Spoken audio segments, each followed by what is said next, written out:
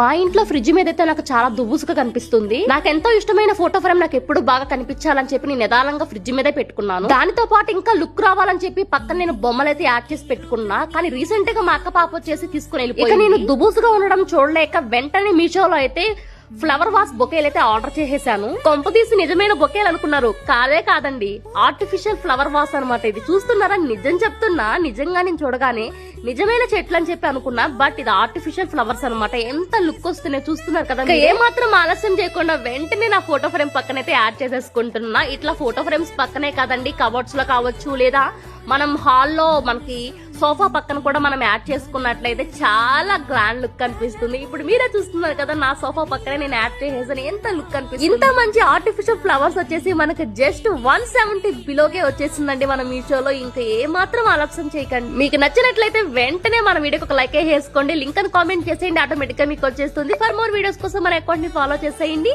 Automatic గా మీకు అన్ని వచ్చేస్తాయి. Bye bye.